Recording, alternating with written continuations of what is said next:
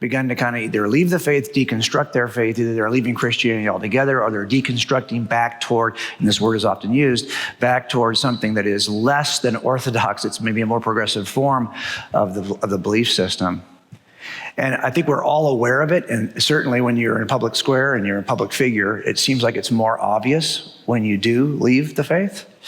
So this is a great time for us to kind of unpack what that means. And so we've kind of asked an all-star cast to come up here. And I feel really lucky to have all three of you here with us. And so I hope that we'll get some understanding of this. Let me do some introductions first. I'm going to start in the middle because we've had Alisa here for most of our weekend. Some of you already know who Alisa is because you've been to her breakout sessions. You've heard her talk. We got to hear her sing last night, just so you know. Some of us did. So just so you know. But she's a wife, she's a mom, she's an author and a speaker. She is just a great sister, just fun to be around. She's a member of an award-winning, and you probably already know this, I knew this as a youth pastor. She was part of ZOEgirl, Christian recording group. She's a very popular speaker now at all of these apologetics gatherings and certainly across the country. And she's been published with a number of publications online like the Gospel Coalition, Crosswalk, The Stream, For Every Mom, Decision Magazine. And she's the author of Another Gospel, really probably one of the best books of last year. I say that having, 2 years ago, I say that having published books in the same year. You never want to publish books in the same year as Alisa Childers, okay? Just so you know, not a good thing. But she's also an SES student. So she's here in SES and has been here taking classes with the famous Richard Howe. And you can actually find her at alisachilders.com. Now, most of you already know who all these folks are, but I just want to take the chance to introduce. On the far end, we have one of our heroes, if you're a youth pastor in the last 20 years, including right now. This is John Cooper. He's the lead vocalist, bassist, and a songwriter, producer for Skillet.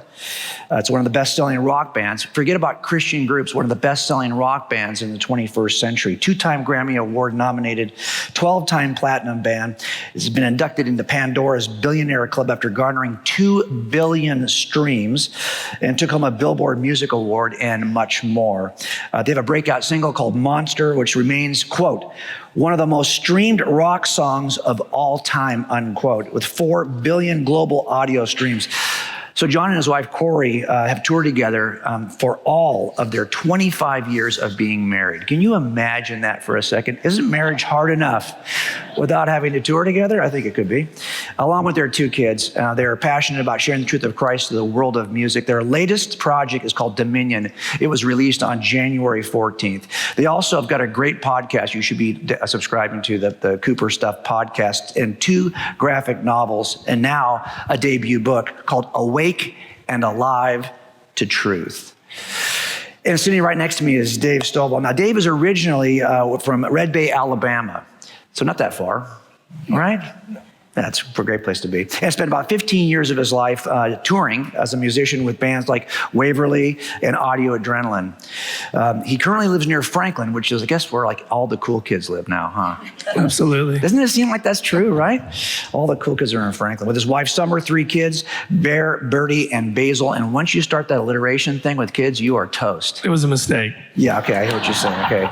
Longtime Christian songwriter. He's been leading worship at Harpeth Christian Church in Franklin for the last 5 years. We were just talking about how it's one thing to stand in front of a group as a worship leader, another to do a conference, right? But here's what we're going to do. We're going to ask some questions about deconstruction, and we're going to see, I think we're going to get some great insight that probably most of us have been waiting to hear the answers to these questions for some time. So first, let me start. Each of you has had different experiences of deconstruction, right? And different experiences with progressive Christianity in your own life.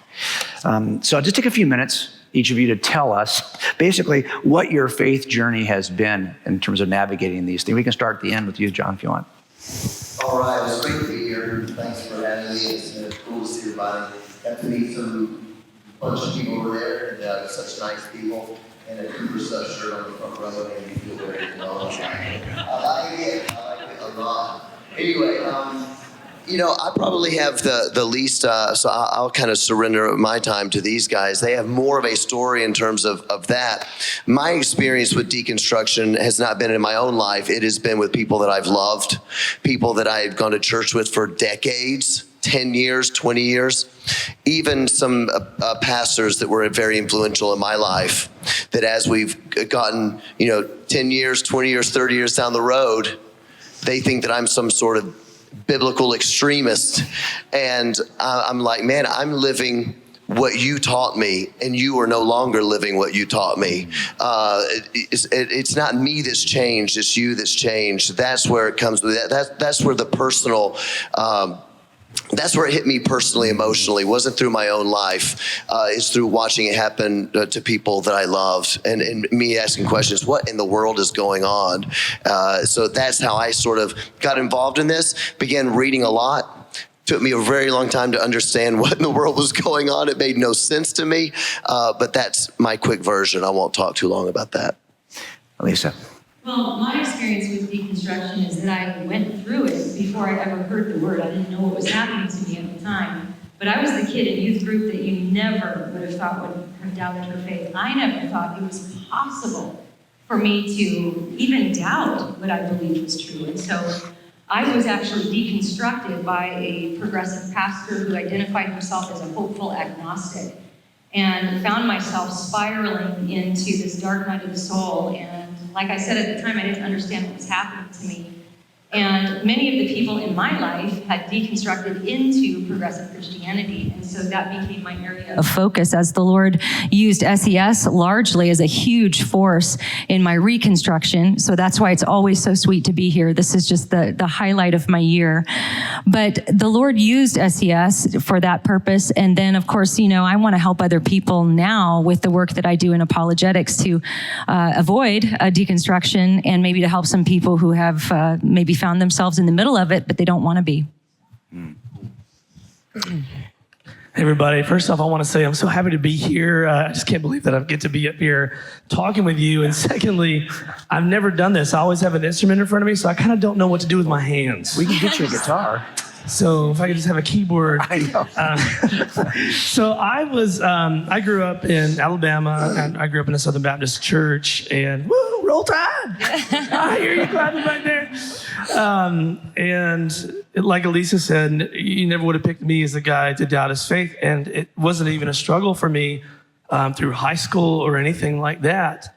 It was when I was in college that something just kind of stopped in my relationship with the Lord. And it wasn't a result of sin. It's like I walked outside one day and I couldn't feel him anymore. The chill bumps were just gone. And I didn't know that he was there anymore. And that just kind of started a spiral downward for me of just kind of thinking about my faith and about God. And I began to doubt my salvation. Was it real? How many times can I say the sinner's prayer before it doesn't work anymore? And I would open up to my friends about it to try to find some kind of comfort. And they would just look at me and be like, something's wrong with you. And so I just closed the box and internalized it. And that was about the time that I started the band. We started touring, and I was not involved in church anymore. I wasn't involved in a discipling relationship anymore. That was about the time that a lot of progressive books were coming out, Rob Bell, McLaren. We were reading these books as a band and listening to podcasts and reading blogs and having these late night conversations about God and about what we thought about his word versus what the word thinks about us. And long story short, we began sort of discipling each other away from the faith that we grew up in.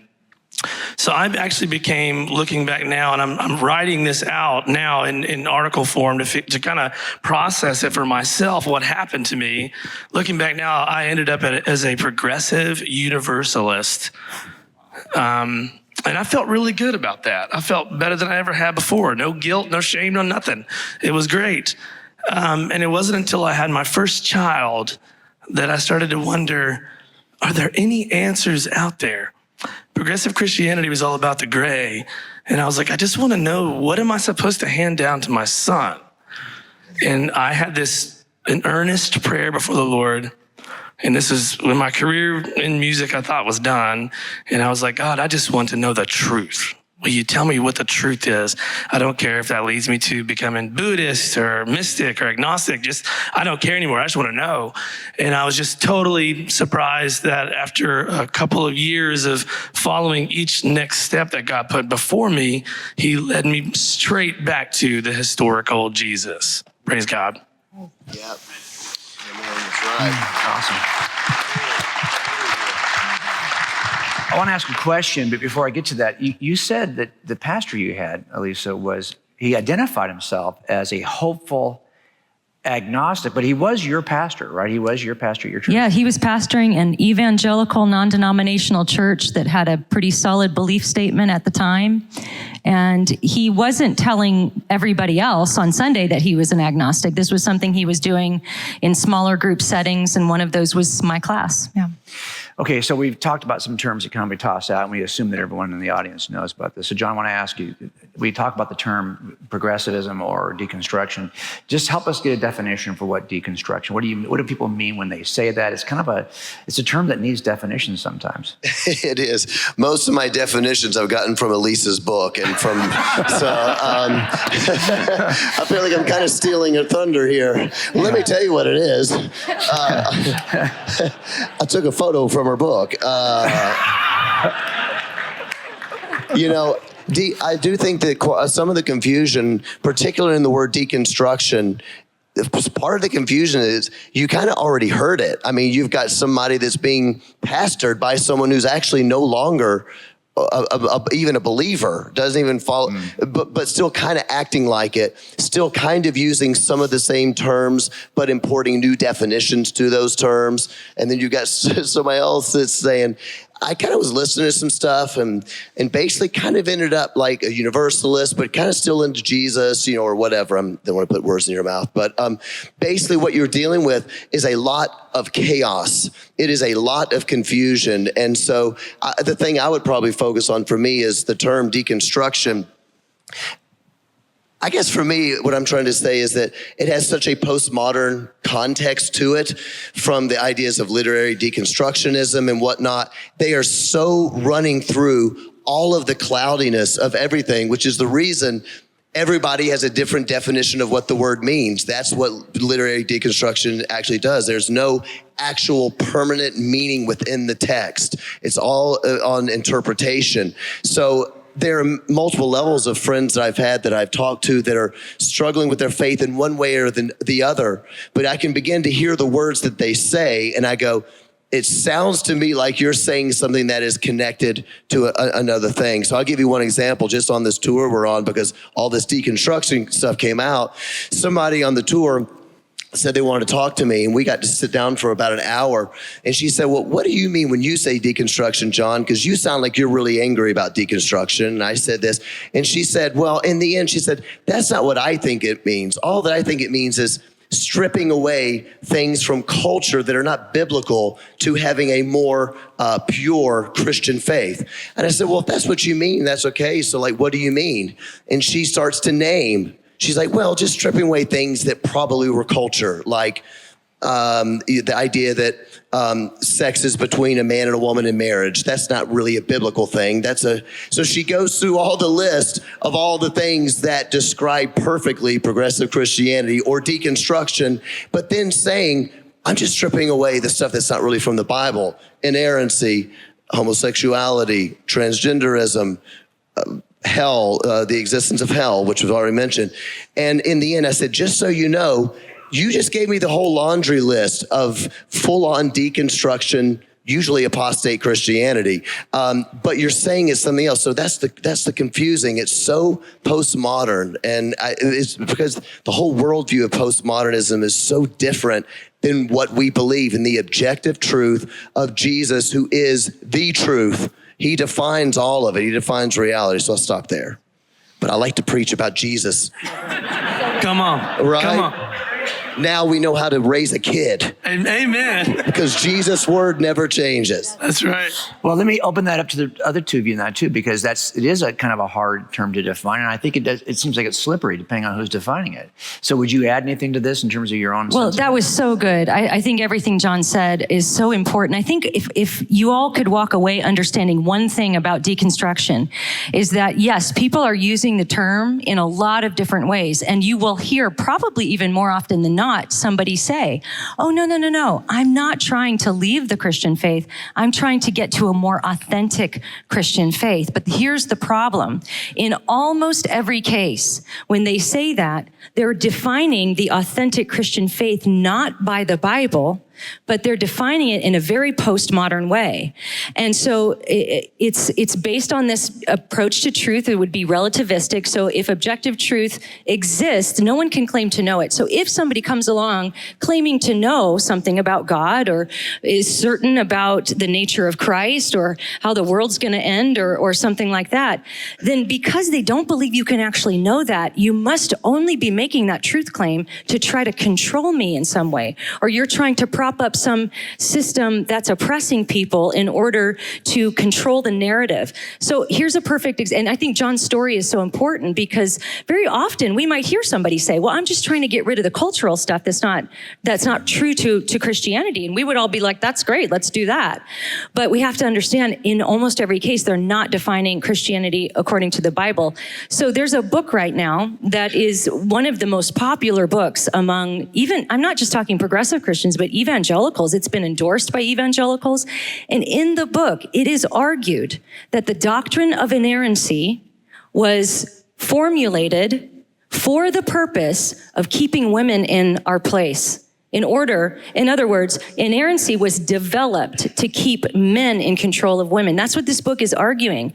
And it's been received very well, even among evangelicals who might not even think they're progressive. And so this is the danger of deconstruction.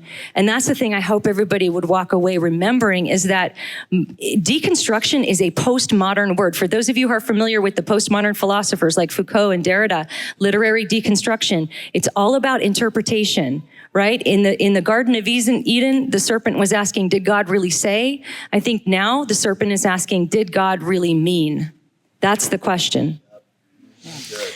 Okay, so Dave, you talked a little bit about this word. We've been now tossed it out several times, this idea of, now I'm avoiding Alisa on this because she wrote the book about this, so I'm just going to avoid her. He lived it. Yes, he lived but it. You did live it. That's why I want to ask it to you, because we talked about progressivism, especially in relative to Christianity, and you believed certain things you would have said as a kind of progressive Christian, or if you were at least at that point at some point in your journey.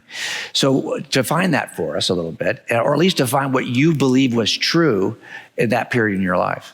Define what progressivism Christian, means. yeah, progressivism, yeah. Yeah, I've been wrestling with this and trying to figure it out. I think that without having read Alisa's stuff, the definition is big fan, by the way, big fan. That it's like a movement, a way of thinking, a group of people that seek to reinterpret the Bible. And in my experience and my friends that also deconstructed, it wasn't like, because I've heard people say progressives have to have this deep need to fit into the culture, right? We just desperately want to fit in. Makes us sound like middle school people, or makes progressives sound like that. But what happened to me was that I just wanted to know truth. And so I wanted to seek it out. And there were all these, or not a ton of things, but there were some pretty important things that my church had handed down to me in bold teaching, being like, this is very true and it's in the Bible. And then when I went searching for it, it wasn't as clear cut in there. And so that started these little cracks in the foundation for me. And so I thought, man, if they've been handing me these things that are like half truths, then what else is there that's not true? Because I want to know the truth. And these people are hypocritical anyways. And so I don't want to be like them. And so I started going down the path of trying to find the truth. And I would find books that would say, well, when it says this Greek word here could mean this. And it totally changed the way that you view that verse. So it's almost like the whole thing is based on that, on the could means is what I call them. And you start to feel like you're really leaning on like well thought out research, but what you're really leaning on is like 20th and 21st century thought processes about the Bible versus what the apostles really meant when they wrote it, or how the early Christians believed about the apostles' teaching. So it's like reinterpreting those verses, and then you just kind of end up in places where you line up more with culture than you do with the Bible. I don't know if that's a conscious thing or a subconscious thing, but that's just where you end up. And then you end up being 100% okay with not believing the whole Bible and not lining up with how people have thought for thousands of years, because we are smarter and more evolved than they were. And so we know better now. So just for the other two, you did that pretty much encapsulate what you think of about progressive Christianity also. Is it an issue of us in the way that this is, you made an important point when you talked about how it's presented with such confidence and no nuance, that then when you discover there is a nuance, you begin to doubt with any confidence you can know anything. Absolutely. So is that part of it? Is it the way that we are being taught in the churches that causes us then to react because there's not as much nuance as there should be? What is that part of the equation here? Well, I know nuance is your favorite word. Oh, I love nuance. That's why we're bringing it up. So there you go. For us, John? I'll let you. Do you have something to say about that? Well, so I'm currently researching a book that I'm writing on deconstruction. And so part of that research is listening to a lot of deconstruction stories. We've even interviewed some people who have platforms in the deconstruction online space. And that is a common part of the story. Maybe they were raised with the view where they were told, if you believe that the earth is older than 6,000 years, you're a liberal Christian, or you are not a Christian, or that's an unorthodox view. And then the person grows up and, discovers Hugh Ross. And some of these great old earth creationists who have great apologetics and are not evolutionists. And then, they think, well, that was a half-truth, it seemed like. So maybe the rest of it wasn't true. Or maybe they grew up in a hyper-legalistic or fundamentalist, and I mean, like maybe hyper-fundamentalist. I think we all need fundamentals, but legalistic, where they were adding things to the Bible. I think legalism could be explained as adding any moral expectation onto somebody that the Bible doesn't require of them. And so that was a part of it. And then they have a hard time, and I think you might agree with this, Dave, because I think we've talked about this, but in progressive Christianity, it's like all of the beliefs are on the same level. Right? There's not like these core, it's sort of like I've had progressives say things to me like, well, you guys don't even agree on predestination and free will. How are you supposed to agree about things like the resurrection? So all that sort of put on the same level. And for many of us, we're going, well, no, that's like a secondary issue. And then they'll be like, well, how do you know what the core ones are? Because for them, I don't think they were taught that. I don't think they were taught, like, these are the ones we really can't budge on. But then people who were taught that, maybe it was taught to, those fundamentals were too broad or something. And so they get very confused, I think. It's kind of confusing. Can I add something to that? So it was 6 years ago when I started leading worship at the church that I lead worship at in Franklin. And my lead pastor gave me this tool that was really helpful. It's the essential and important and personal elements of the faith, the 3 buckets. So the essential is like, Jesus is God's son. He literally died and literally rose from the dead. That's essential for salvation. Then there's the important buckets, which is what your church thinks about baptism and things like that, where we can disagree on as believers, but that doesn't mean that you're not still a Christian, because it's not an essential element. And then there's personal, which would be things maybe like, I'm scared to say here, but like alcohol maybe. Can I stay? Okay. You can say it. No, can I stay now? Can I stay? No, you can't stay. You can say it, but you can't stay. Okay. Yeah. I can say I've said it, and I have to leave. Yeah. Things like that, where we can agree to disagree and still be Christians. When I was given that diagram, I was like, oh my gosh, like so much makes sense to me now. There's like, I can hold on to these essential truths, and then these other areas I can really seek them out. It's not like this is an important thing and I should really care about it. Yeah. Like if you really want to be faithful, it's important to really figure out what the Bible says and to follow that. We might end up in different places, and I might try to convince you otherwise, but at the end of the day, I'm going to love you, and we're brothers and sisters in Christ. That was just a really, really helpful paradigm for me. Yeah, very good. I think part of the reason why we're talking about it is because this is happening in a public format. And maybe all of us are public now because we all have access to social media. We can all have a YouTube channel if we want. But I think part of, let's be honest, this is happening in a public realm. It seems like it's celebrities and people who are in a public Christians. So Alisa, just tell us, give me a list of some of the more notable people that you are seeing that really have started to cause us to even talk about deconstruction to begin with. Well, there's I think many of us will remember Josh Harris, the author of I Kissed Dating Goodbye. This was like an iconic book of the 90s, the height of purity culture. And he has since deconstructed and left the faith entirely. We've seen people in the contemporary Christian music industry and the worship industry, people like Marty Sampson, who was, I believe he was with Hillsong, and he had posted that his faith was just really shaky. And I think he's kind of gone back and forth a bit. I'm not sure where he's landed, but then you have people like John Steingard, who was the lead singer of Hawk Nelson, leave the faith entirely and then start a platform to really facilitate the deconstructions of other people. And this is one thing that's a really part of this phenomenon, is that it's not that somebody just sort of deconverts and then goes and lives their life. There's almost always this impetus to help others. It's very evangelical in its nature. There's the testimony. You have to tell your deconstruction story. There's the community of faith where they actually will detach from their churches. They don't want to deconstruct in churches or with conservative Christians because, again, if they think you're making all these truth claims that are bids for power, that doesn't feel like a safe place to deconstruct. So they find each other online.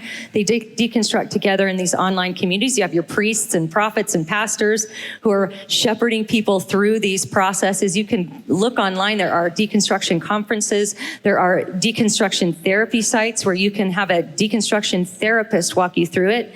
I attended one of the online conferences just to see what it was about. And honestly, I was expecting it to be a lot more earth-shattering than it was. I was expecting there to be this really strong dismantling or attempt to dismantle the Christian faith. It really wasn't. It was just all about what is toxic. And then they basically taught warmed over Buddhism. That's essentially what they were teaching. And so there's a very evangelical element to it. Some of it's even monetized. And so there are a lot of elements like that I think we see manifest. So people like that would be like a John Steingard. And then there's even been a couple seminary professors. There have been several pastors who have done this publicly. But I think that this represents the public people we see. That represents, I think, a much greater phenomenon that's going on, because the ex-evangelical hashtag, by the way, this was started by Blake Chastain. And to my knowledge, this hashtag ex-evangelical has been used over 1 million times. So this is not just some little fringe movement. This is a massive movement. And by the way, ex-evangelical, when used in the hashtag, does not just mean I'm not evangelical anymore. It's almost always synonymous with either progressive Christian or fully left the faith.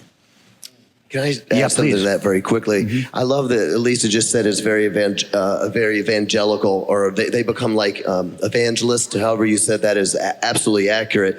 It shows to me the truth of something the Apostle Paul said. Remember when the Apostle Paul is mentioning people who have become not just enemies of the gospel, but enemies of the church? That, to me, is part of what we're seeing right now. It's not just people whose faith ran cold, or however you want to say it, or backslid. We have all these terms. Or people like, I'm not really into Jesus anymore. It is truly people who have become enemies of the church. And I tie something together in my brain. This might be helpful for people. It might not. I love politics, if you love political philosophy. I think of progressivism as it pertains to politics. Progressivism in politics is similar to me as progressive Christianity in the fact that it doesn't acknowledge what came before it. It doesn't look for wisdom handed down because we are more evolved. We're older now. Human civilization has actually evolved. And even if I'm 15 years old, because I exist later in time, if you think of the continuous time, because I exist later, then I actually have more wisdom than people of the past. I do not need their wisdom. I do not want it. In fact, if they're trying to give me their wisdom, then I need to be skeptical about why they're trying to control me. So it's like a ruthless, critical spirit that you could probably trace back to Marxism and then all the neo-Marxist stuff with critical theory. Its job is to be ruthlessly critical about why they want me to do that, just as you said with Jesus and John Wayne, the book, this idea that, well, the only reason they probably did that is because men wanted to keep women underneath their, their thumbs and this, that, and the other in terms of the inerrancy statement. So progressive politics, it works in a very similar thing. And I think that that's worth mentioning. So what you have now, people leaving the faith, extremely evangelistic, and they create platforms, and they remember I was telling you about my friend that I talked to. I was asking, well, what are your problems you're having with deconstruction? And she went through the laundry list. I asked her, I said, where did you get those ideas from? Were you reading the Bible?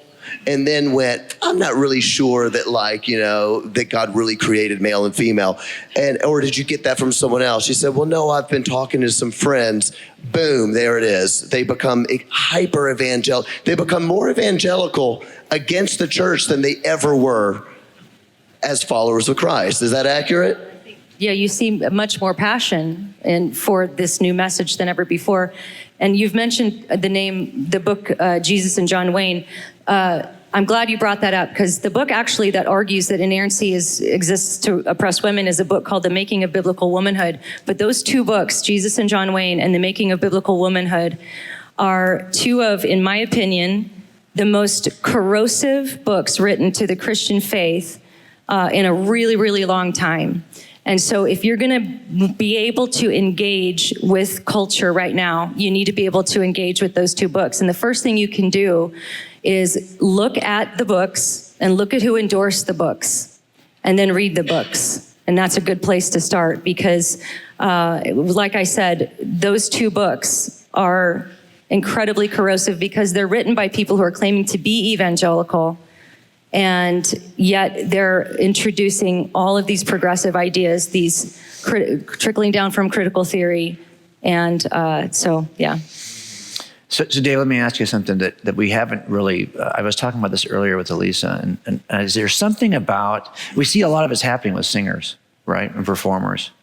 Is there something about singers and just being involved in that industry that inclines you or contributes to this deconstruction? You mean like lead singer syndrome? You maybe. Is that what he's asking? LSD. I don't know. So I feel like when you're touring and you're gone Wednesday through Sunday, that's like the Christian touring world when you're on buses and stuff. When I was doing it before buses, we were just in 15-passenger vans. It was just, months. We're just gone. And when I was in college, I was being regularly poured into weekly. Being discipled is what I would call it now. Back then, I didn't know that. I was being counseled by older guys in the faith, same struggles as me, musicians. That's when I was thriving. When I was touring, I didn't have that anymore. And so I began wrestling with these questions on the road, and I'm sharing them within my band. But then we would get to the venue, the church, and people are so excited to see us, and they have built up in their minds who we are, and we don't want to let them down. It doesn't feel good to get there and be like, yeah, I'm just kind of questioning the whole thing today. Can I still play? Maybe just don't share the gospel tonight. They don't let us do that. So you kind of get split in half a little bit on that. So you're kind of like this person in the van who's wrestling with these things, really thinking heavily through this stuff and talking about it with your friends. And then you get to your venues and your churches, and you would never say, I'm just going to pretend to have it all together. But you're just trying to make it through the night. You want to put on a good show. They've paid for you to be there. You want to put on a good show. And I think that splits you in half. And you're kind of scared to open up to other people. There were times where I tried this out, and I still try this out. And being a worship leader, in the lobby, people are asking me, how did it go today? And I really let them know, and they just kind of look at me like... And I'm like, maybe I should save that for my pastor, I guess. I don't know. Yeah. But you get there, and you want them to be pleased with you being there. And it just, I'm not sure how to articulate that further than that, but it's not a good feeling. And I think that's part of the reason that it happens. And one of the things that really helped me is having an older, wiser, very godly person that I could bring up these questions and the doubts too. he's my lead pastor. I can still do that with him. I still have people surrounding me. I have a Celebrate Recovery sponsor. I talked to him today. I'm nervous. And like just being able to be the real me in front of and say, hey, can we look at this, male headship thing that again in the Bible, can you take me through it again? Because like, I don't like it. But let's look at what the scripture says. Can we open it up together? Having a safe person who's also knowledgeable to help guide me has been the key. I didn't have that. I had 4 other guys on the same level as me, pulling us in all different kind of directions and ending up, God knows where. So I would make a guess that's probably what's happening with singers and band members alike, is a lack of safe places, like with people that are godly guides, and just, lack of community. I was talking about this yesterday or a couple of days ago with John's guitar player, Seth.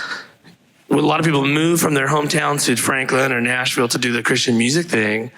And I've just been kind of thinking, you lose your church community. There's tons of churches in Nashville. It's hard to get plugged in, but you can find another church community. But one thing you also lose is just the people that knew you when you grew up.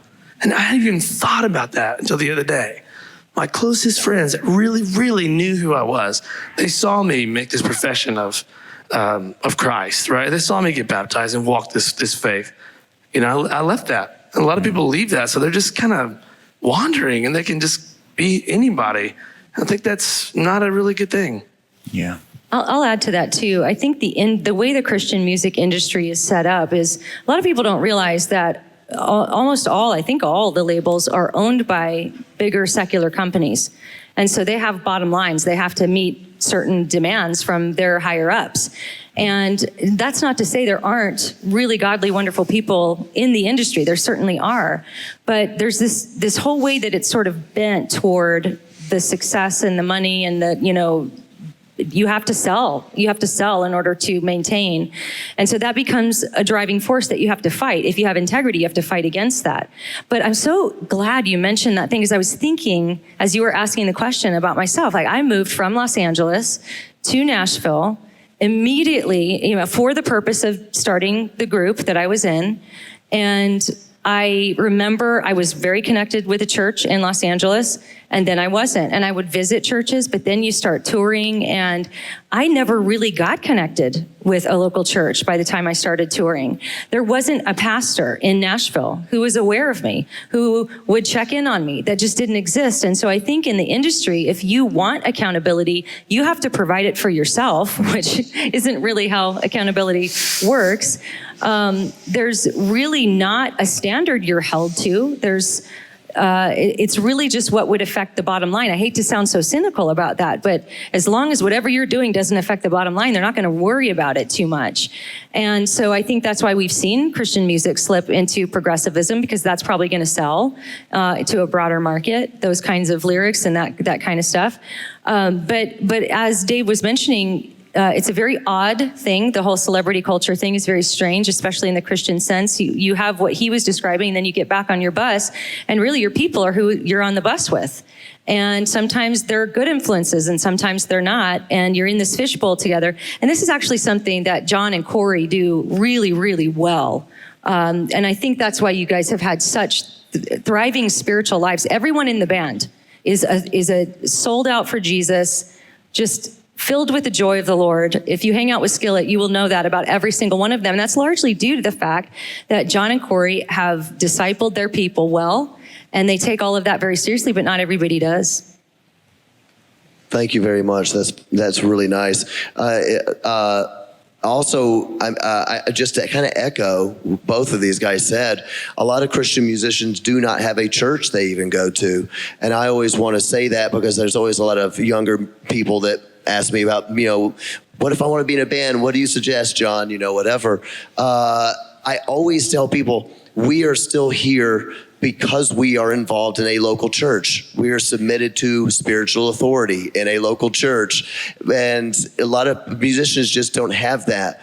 And that's sad, and I'm not blaming it. I'm not putting the blame on the church or anything like that. What I'm saying is a lot of people don't even have the vision of why they need to be a part of a local church because they just haven't understood the scriptures. It's just that part of it's really sad to me. So I would add one more thing. I mean, I agree with all of this. I would add one more side to this just to say, I've been wondering recently, because I've been really hard on CCM. I've been really hard on Christian musicians who leave the faith, because it really is an epidemic. And there's a lot more that are waiting in the wings for their time to do it. There's a sadness to this, that if you're a Christian musician and you say things that are extremely problematic to the faith, if you make great music, you will still have a career. They will not get rid of you. They will absolutely not get rid of you if you're making money. It's just the way it is. And I used to find that really depressing. I remember, I won't say what band it is because that would be kind of gossipy, even though I'm dying to, because I'm just that kind of guy. But we were playing with one of the biggest, Christian artists of all time. And we played early in the day. This is about 13 years ago, before Skillet was anybody knew. We were playing earlier in the day. And of course I look the way I look. And we did our show, and I talked about my faith in Christ. And there were people really offended. How can you be a Christian and look that way? It was so loud, you were screaming. I was like, no, I'm not. And they didn't understand, whatever. Then one of the biggest bands in Christian music comes up, and I don't want to shock anybody, says on the microphone at a Christian show, how's everybody doing out there, all you beautiful, sexy little things? Nobody has a problem with it. Nobody stops buying their music. Nobody stops playing the music. And I remember thinking, this industry judges me because the way I look, but doesn't judge them for what comes out of them. Isn't that the opposite of what, that's the bowl that's clean on the outside, dirty on the inside, isn't it? That kind of thing makes me really kind of sick to my stomach, right?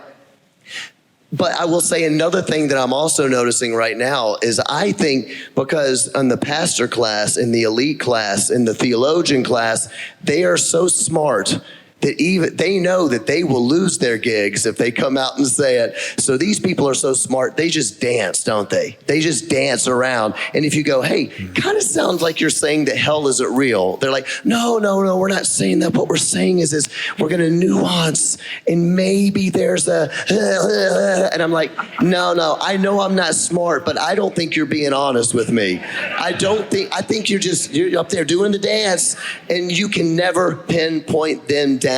Even when they write books about it, saying this stuff that's wrong, the heretical nonsense they're saying, people go, that kind of sounds kind of weird, isn't it? And they're like, no, what it is empathy. And in the end, I'm like, you know what?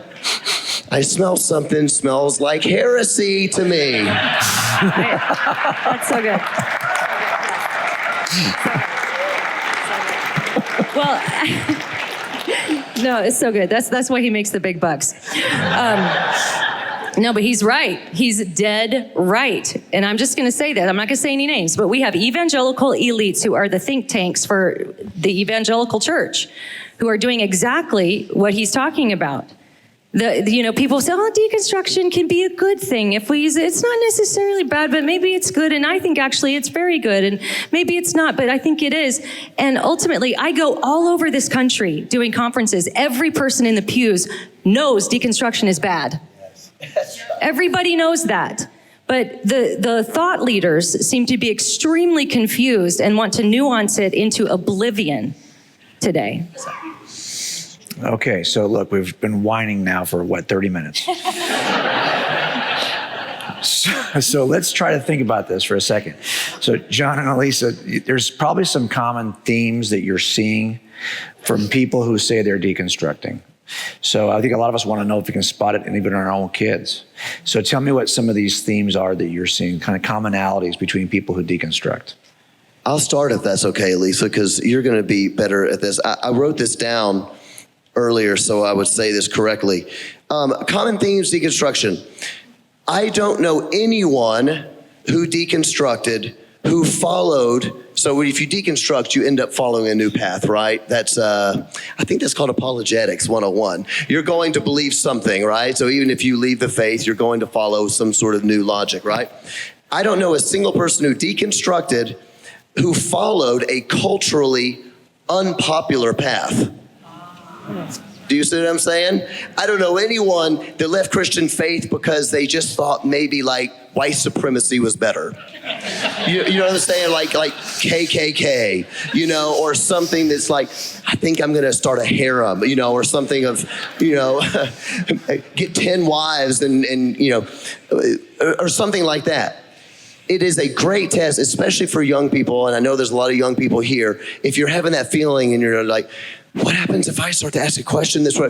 I just want to give you a good litmus test for it. It is this. Is the new thing that you're wondering about, is the thought you're wondering about, is that thought going to make you more popular to the world?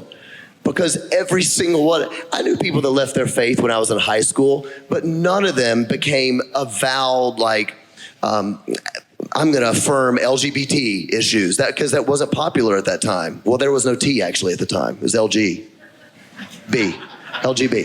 There was no T at that time. But it wasn't like, I'm going to go do this and now do something that everybody's going to say, that's kind of weird. It always follows along the culture trends. So every issue that seems to be, and I'll let you guys speak to what those are, every one of them is basically just the popular trends of the day. It's the thing that gets you the applause from the world that goes, finally, a nice Christian. Finally, a good Christian exists out there. We need more people like you. And basis, because you basically bowed down to their worldview. So I'll let you say practicals. I just wanted to say, wow. Yes. Wow. Well, I'm glad you like it. It actually brought to mind something I wasn't thinking about saying. I used to, you know, here's the underbelly of the Christian music world. I was a Christian artist, and people got my autograph. Then I would go home and work in the stock room at Forever 21. There's the underbelly. But I got to work with people that just had all kinds of different worldviews. And I remember one of my managers, she was my friend. I call her an evangelical atheist. There is no God, and I hate him. One of those people. And I remember she said something to me that made me feel proud in the moment, because I was progressive, I forget what we were talking about, but probably something about me caring for gay people. Because I care about gay people, I love them. And she said, you know, you're like one of the only real Christians I've ever met. And I was like, thank you. And looking back, that's exactly what was happening. I was bowing down to that worldview, making her proud of something that was just empty. And you know what I mean? Wow. That's what I mean when I say wow. I love it. I love it. Give us some practice, Lisa. You know what's up. Wow.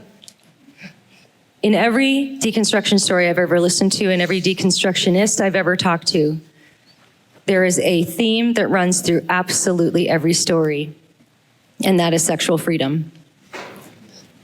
That's what it is. In 2 Peter, Peter's talking about the false teachers that would come in unnoticed, the ones bringing in the destructive heresies.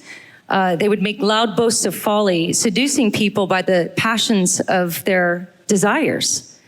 So Romans 1, same thing.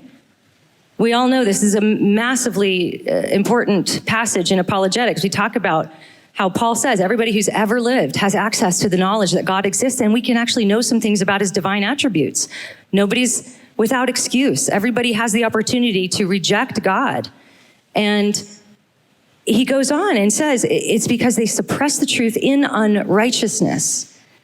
And that theme is so connected to false teaching and this, I think even this deconstruction thing in every story that is out there, even if the person themselves is not struggling with their sexuality or their gender or something, there's the presupposition that the Bible is wrong about sex, that Christians are wrong about sex, and not just wrong, but even to believe what we do makes us harmful people who are unsafe people to even talk to. That's why the instinct from the deconstructionists to disconnect from their Christian friends and from their churches is so strong.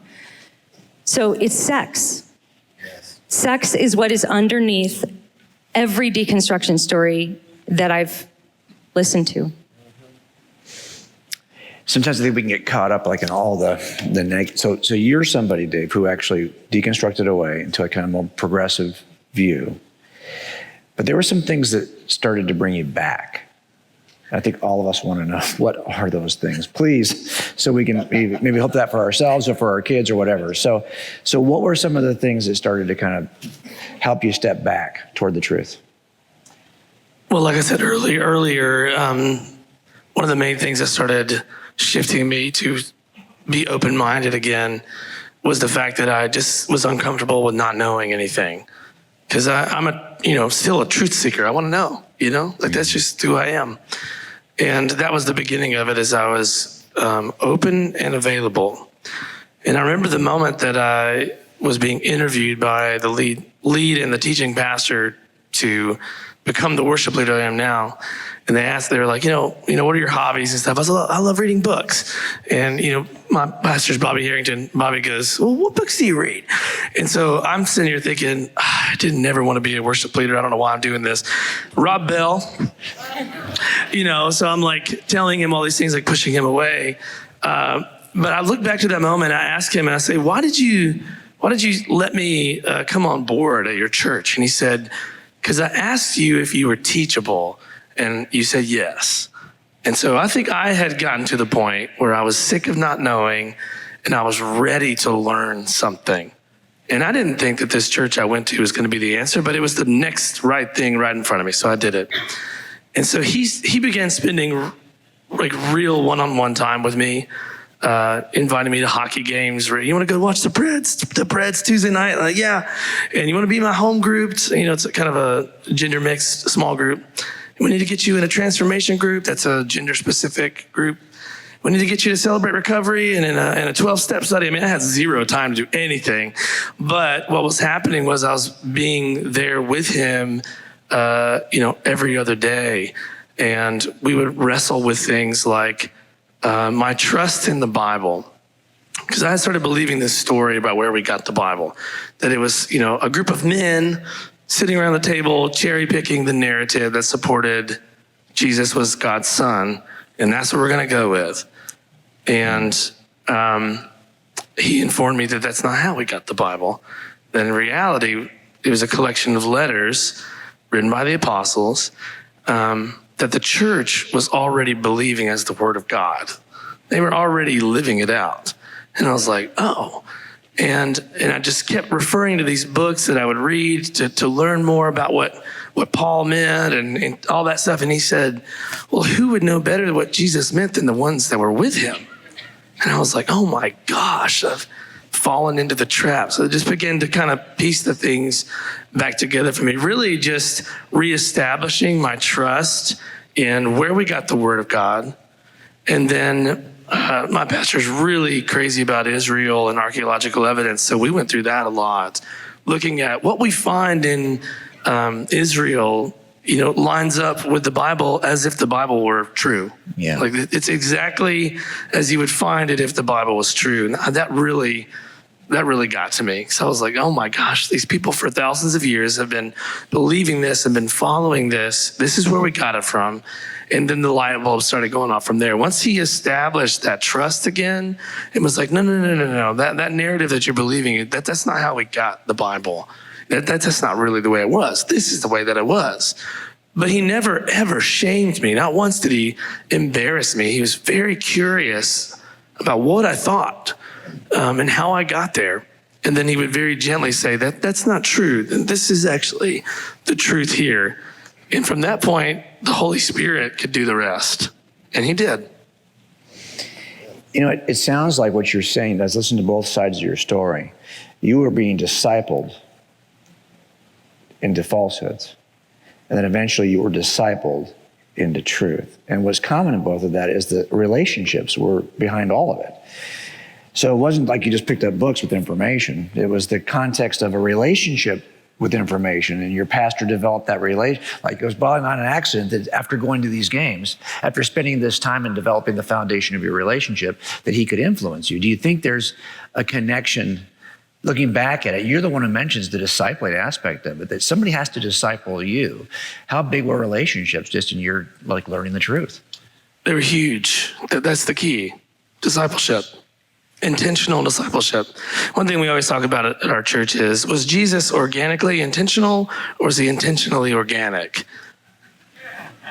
It's both, right? Yeah. And I look back at my time with our pastor, and I even said this in our staff meeting, and everybody just busted out laughing, because I said, Bobby just very organically invited me to the hockey game, and we just very naturally started talking about the end times, and they're like, Dave, he's written books on this stuff. Obviously, he was intentionally organic with you, but that's really the best way to do it, is he was intentionally creating these scenarios for honest conversation. And then that's what I do now. I have a team of about 30 to 40 people on my worship team. That's the same thing I do. I'm like, hey, let's get together in the studio and record. And in the back of my mind, it's not about that. I'm going to be intentionally organic. Yeah, intentionally organic. That way I can bring up the stuff. And what are you thinking about, what do you think about baptism? Or what do you think about this issue? What are you thinking? And at that point, it's like the walls are down, because you're just in an organic hanging out space, So it's got to be in relationship, because you can read the Word of God on your own only so far. And you can get twisted in your thinking that way too. I think it's helpful to have somebody else with you. So look, we're all experiencing this on social media, right? If you're on social media at all, it's like everyone's a hammer looking for a nail, right? It feels that way to me. And you're actually now out there publicly, and I bet you're getting some pushback even from people within the family we would call brothers and sisters in Christ. So just tell us a little bit, two things. Number one, what kind of pushback are you starting to get? And two, we all need to know, how do we navigate that? How do we deal with that without wanting to? I feel like the more we are at the center of the social media bullseye, the more unhappy we are. And when we're out here, when you're just dumb unhappy, part of the reason why you're happy is because you're dumb. You're not paying attention. You're willfully ignorant. So how are you handling it? You've not gotten any pushback. So, no. People hate Alisa a lot more than they hate me. I don't know. Even on this panel. I think you're more hated.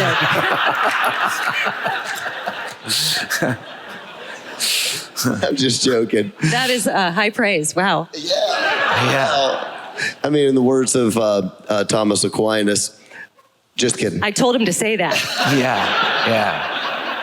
So if you want to fit in, just slip Thomas Aquinas into the conversation. Yeah. This is what Tom said. Yeah. We call him Timmy. Yeah. Yeah, I mean, there have been some, I would like to, can I answer and also answer a little bit of the last question you asked, if I may? For me, I just want to mention this. For me, the reason I'm here today doing this instead of just rocking people's faces is because when I started noticing things happening 2013, 2014, things really started to shift with this extreme activism of the left, right? And whether we're in social issues, with the Obergefell decision, all these things were happening, secular social justice, whatever you want to call it. I began noticing Rob Bell, people saying things that I didn't understand what they meant. And I remember saying to my wife, this is the first time in my Christian life, I've been saved since I was a kid, in my Christian life, it's the first time ever that I have not known how to live for Christ. And that might sound silly to some people, but when I was growing up, it was kind of easy. You live for Christ, you don't live an immoral life, you do this and this and this. It's kind of simple. Now it's no longer simple. And I have Christian people saying you have to do A, and then other people saying no, A is wrong, you have to do B. It was really confusing. And around 2014, I remember I was feeling very pressured by social media and by Christians. This was a little bit of the early times of cancel culture, of pressuring you to say something. And if you don't say something, then you're a bad person, right? And I was this close to saying something on social media. I didn't really understand what was going on, but I thought I'm looking like a bad Christian because I'm not standing up for something. I don't want to say what it is because I don't want to get other Christian artists in any trouble. I was this close to doing it because I wanted to show people that I love them. And God spoke to me, or a sense of the Holy Spirit, whatever your preferred theology is about that. I knew in my heart, God was impressing upon me. He said, you shut your mouth. I knew it was the Lord. You shut your mouth. You do not know what you're talking about. That was the sense I had. I'm not saying that God's actually mean. So anyway, shut your mouth, John. And I don't like to shut my mouth. I like to talk. And I knew that I didn't understand what was going on. And as I began to study the Word of God, the Word of God became so clear to me, the Bible, okay? I started studying the Bible, I started reading about the Bible, and I started finding out that God speaks to every single issue that is happening. There's not an issue happening that the Word of God doesn't have wisdom for. And all of a sudden, all that chaos began to totally dissipate. And I guess what I'm saying is through this time and where I'm at right now, yes, there are people that get really mad, and I've just made a decision, you know what? We're in a time that you have to stand up for the truth of Christ in a way I think we didn't have to 10 or 15 years ago. Things used to be simpler, and we're at a place now, you know what, we all want to be the Corrie ten Boom. You're right. We all go, if I was Corrie ten Boom, I think I probably would have, done that too. I would have hid, Jews in the attic, even if it cost me my life. I'm sure I would have. I want to be the Bonhoeffer. This is the time to be the Bonhoeffer. This is the time to be the Corrie ten Boom. So in the end, for me, there's a lot of people that get mad. It is absolutely worth it. If it costs you your job, if it costs you the applause from the world, it doesn't matter. And so I've reached a good place. I told Alisa the other day, I've reached a good place where I have officially turned it off. They can yell however hard they want to, because if you are standing with Christ, you are on the winning side.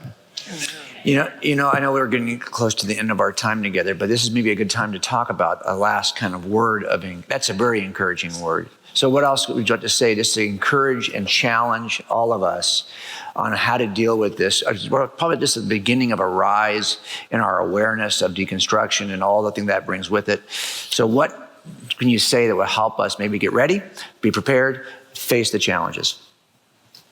So I want to tell just a quick story and then leave you with one point. My church does a 21-day fast at the beginning of every year, and I was fasting and praying for my college friends and old bandmates because I'm worried about them. And one of them in particular is not at a church, and he's saying progressive-leaning things. I can see it all over the place in our text. I'm praying and fasting for him. And then one day, he just out of the blue texted in our little group text. He said, Dave, I'm so happy that, you know what you believe and you feel solid on that. Just don't get so caught up in theology that you miss out on Jesus, man. And I was like, immediately I was offended. And I was like, what are you talking about? You missing out on Jesus? I know Jesus. You don't know Jesus. And then I had booked a silent retreat at a monastery up in Kentucky. And I went there, and that first night, one of the monks gave a welcome message, and he said the exact same thing. Don't get so wrapped up in theology and this that you miss out on Jesus. And I was like, okay, that's a little weird. And then I went to my room, and I'm just reading scripture, and the Holy Spirit whispered the exact same thing to me. So one thing I want to leave with us is we've got to know the word. We've got to use apologetics. We've got to know this stuff. And we're going to be the weird Christians, but let's not be the weird Christians because of how much we know about him. But let's be the weird Christians because we cry when we talk about him, because of what he's done for us. And we can't get over the fact that he has saved us and that he cares for the people around us. Yeah, amen. That's right.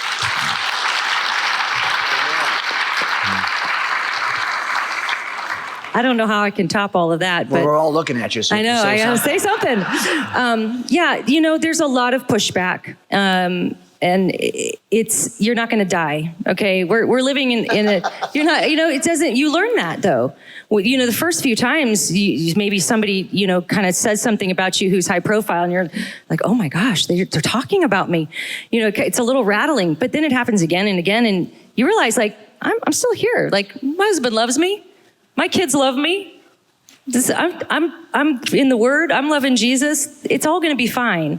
And so I think that in America, we've had the advantage of being able to say what we want to say for a long time, relatively unchallenged.